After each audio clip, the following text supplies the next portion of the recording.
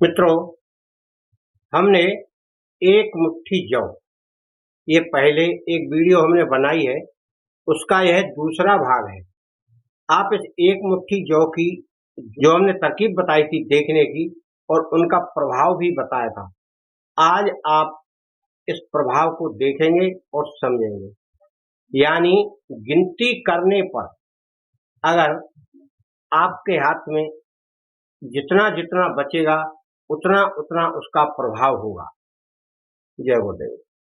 यह अदृश्य शक्ति अपने पूजा के स्थान पर करें बैठकर और फिर उनका फल बताएं। जिस प्रकार से हमने वहां जौ बताए थे उसी प्रकार से आपको जौ देखने की विधि है। इसका पार्ट 1 यानी भाग पहला आप देखें और समझें और फिर उसी हिसाब से गिनती करें। 12-12 की गिनतियां कर लें। फिर जो एक बचेगा तो उसका क्या परिणाम है और क्या वह होता है।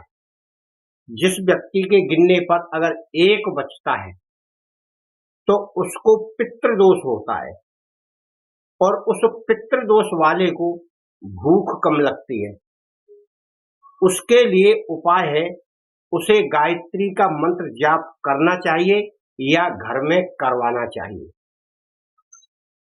इसी प्रकार से गिनती में अगर 2 बचते हैं यानी 2 जवा बचते हैं, इस तरह के 2 दाने, ये देखिए ये दाने हैं जो इस तरह के 2 दाने बचते हैं तो आप उनका प्रभाव बताएंगे कि इसको देवी का दोष है।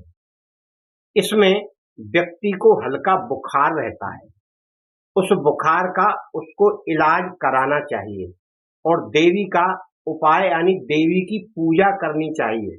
और अगर तीसरा 3 बचते हैं तो इसमें महामाया देवी का दोष होता है, उसका व्यक्ति को पूजा पाठ कराना चाहिए। और अगर 4 दाने बचते हैं जौ के तो सांकनी देवी का दोष है, उस व्यक्ति के ऊपर या उस घर में देवी की पूजा करें। यह 4 हो गए। अब अगर 5 बचते हैं, 5 दाने जवा के बचते हैं तो आपके ऊपर क्या दोष है या घर में क्या दोष है। उस व्यक्ति या घर में जल में मरे हुए का दोष है।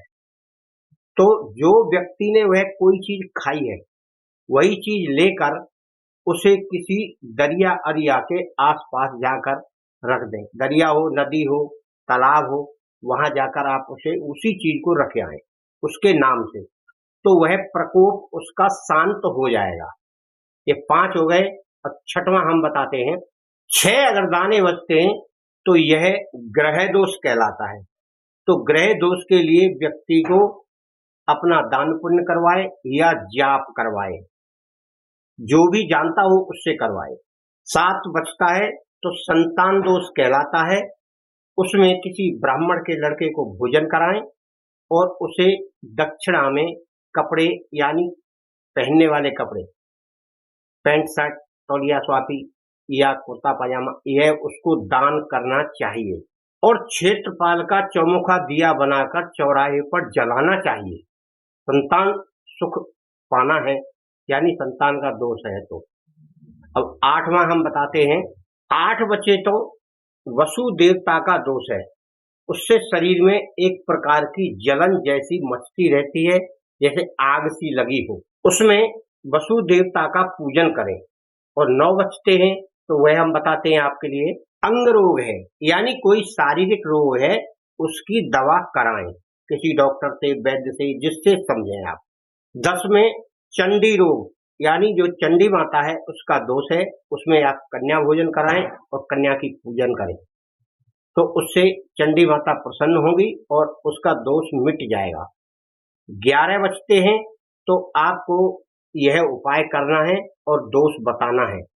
प्रेत का दोष होता है, उस व्यक्ति पर उतारा करके प्रेत के नाम से कहीं रख दें और उसे प्रसन्न करें और गायत्री का मंत्र जाप करें या जपवाएं किसी से, तो वह प्रेत बाधा से मुक्त हो जाएगा। उतारा ऐसे करते हैं 7 बार, इस तरह से आप उतारा कर दें और उतारा करके उसके नाम से रख दे, प्रसाद बांट दें या कहीं भी रख दें कोई प्रसाद, और केवल पूरे पूरे सब बचते हैं, यानी अंत तक कोई नहीं बचता है, 12 बचते हैं, तो वह देवी का दोष होता है। पूरे पूरे बचने पर देवी का दोष होता है, तो उसके लिए व्यक्ति उतारा करे, उस जिस पर दोष है उसका उतारा करके, उतारा कैसे करेंगे? पैसों से, 10 रुपए, 11 रुपए, 25 रुपए लेकर उसकी मिठाई बांट दें उस देवी के नाम से, जो भी देवी हो, पर है कोई ना कोई देवी, योगिनी जिसे कहते हैं। तो इस प्रकार से 1 से लेकर 12 तक के यह दोष हैं, जो घर में भी हो सकते हैं और किसी व्यक्ति के ऊपर भी हो सकते हैं। आप यह मत सोचिए कि केवल घर ही में होंगे, कोई व्यक्ति कहीं जा रहा है, आ रहा है, उसके ऊपर दोष भी हो जाते हैं, कुछ ऐसे कर्म हो जाते हैं, उनसे यह दोष हो जाता है। इस प्रकार से हमने 1 से 12 तक के यह जो शेष बचते हैं, जो उनका उपाय बताया है। आप इसे सफलतापूर्वक करके अपने घर की सारी दोष या नेगेटिव एनर्जी को दूर कर सकते हैं और सुख शांति से रह सकते हैं। किसी के छलावे में ना आकर आप स्वयं इसकी चेकिंग कर लें। जौ के दाने साफ शुद्ध होने चाहिए, मोटे मोटे, आप उन्हें पहले साफ कर लें, फिर रखें। 1 मुट्ठी 2 मुट्ठी रख लें, जिसमें से कोई उठा के देखेगा तो पता लग जाएगा।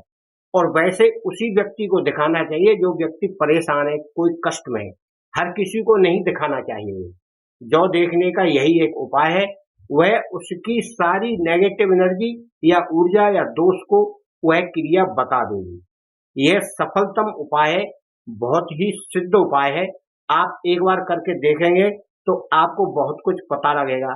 मित्रों, आप करें, इसका लाभ प्राप्त करें। मेरे पास जो विद्या है मैंने आपको बताई है, आप चाहें तो करें ना।